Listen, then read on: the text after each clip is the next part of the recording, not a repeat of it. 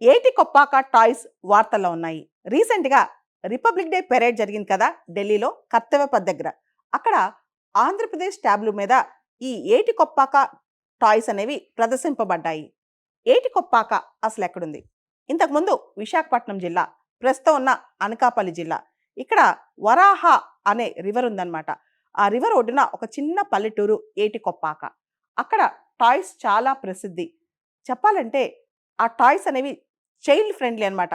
Child friendly అంటే పిల్లలకి ఎక్కడా గుచ్చుకోవు. చిన్నప్పుడు మనందరం ఆడుకునే ఉంటాం. సింహాచలం టెంపుల్ దగ్గరికెళ్ళినా, బయట ఆ ప్రాంతాలకెళ్ళినా ఆ టాయ్స్ ఒక వెదురు బుట్టలో పెట్టి అమ్ముతారనమాట. చాలా సాఫ్ట్‌గా ఎక్కడా షార్ప్ ఎడ్జెస్ ఉండవనమాట. చాలా రౌండెడ్‌గా ఉంటాయి. చిన్న చిన్న అమ్మాయిల బొమ్మలు, స్టవ్స్, రౌండ్ పొయ్యిలుంటాయి. తర్వాత చిన్న చిన్న గిన్నెలు, గరిటెలు ఇలాంటివన్నీ చాలా ఉంటాయి. ఇప్పుడు దేవుళ్ళ బొమ్మలు, రకరకాల మ్యూజికల్ ఇన్‌స్ట్రుమెంట్స్ ఇవన్నీ కూడా ఏటికొప్పాకలో తయారు చేస్తున్నారు. ఏటికొప్పాక టాయ్స్‌కి 400 సంవత్సరాల చరిత్ర ఉంది. 400 సంవత్సరాల నుంచి ఈ ట్రెడిషన్ అక్కడ కంటిన్యూ అవుతుంది.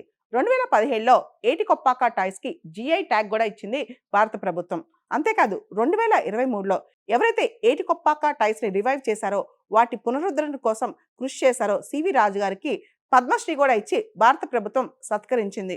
ఈ ఏటికొప్పాక టాయ్స్ అనేవి అక్కడ లోకల్‌గా దొరికే అంకుడు కర్రతో తయారు చేస్తారంట. అక్కడ లోకల్‌గా ఈ కర్ర చాలా ఎక్కువ అవైలబుల్‌గా ఉంటది.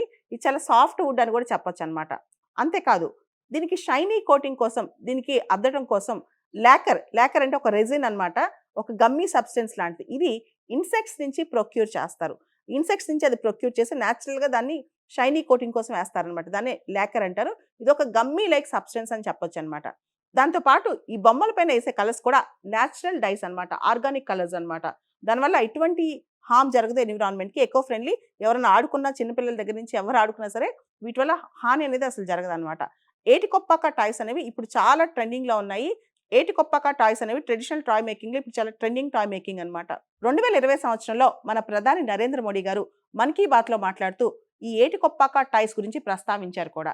అంతేకాదు రీసెంట్‌గా మనం రిపబ్లిక్ డే రోజు ఏదైతే శకటాలు మనం ప్రదర్శిస్తామో, మనం ఏటికొప్పాక టాయ్స్‌తో ఉన్న ఆంధ్ర ట్యాబ్‌లకి థర్డ్ ప్రైజ్ వచ్చింది. ఏటికొప్పాక టాయ్స్‌కి మాత్రమే కాదు.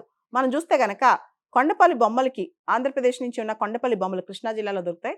వాటికి జీఐ ట్యాగ్ ఉంది. తర్వాత నిర్మల్ టాయ్స్‌కి జీఐ ట్యాగ్ ఉంది. తంజావూరు డాల్స్ తమిళనాడుకి సంబంధించి వాటికి కూడా జీఐ ట్యాగ్ ఉంది. చెన్నపట్నం టాయ్స్ కర్ణాటక వాటికి కూడా జీఐ ట్యాగ్ ఉంది. ఇలా విశిష్టమైన టాయ్స్‌కి, ఆర్ట్ క్రాఫ్ట్స్‌కి జీఐ ట్యాగ్స్ ఇస్తుంది ప్రభుత్వం. ప్రతి సంవత్సరం జనవరి 26 రిపబ్లిక్ డే రోజున రాష్ట్రాలు తమ టాబ్లూస్‌ని, శకటాల్ని ఢిల్లీలో ప్రదర్శనకు పంపుతాయి. దానిలో ఆ రాష్ట్రం యొక్క కల్చర్‌ని ప్రదర్శిస్తూ, ఆ రాష్ట్రం యొక్క విశిష్టతను ప్రదర్శిస్తూ అనేక బొమ్మలు కానీ, అనేక వస్తువులు కానీ, అనేక వేషధారణలు గాని చూపిస్తారనమాట. దీనికి సంబంధించి ఒక పక్క నేషనల్ యూనిటీ, ఇంకో పక్క డైవర్సిటీ. అంటే భిన్నత్వంలో ఏకత్వం, ఏకత్వంలో భిన్నత్వం అనే దాన్ని కూడా ప్రదర్శిస్తారు అక్కడ.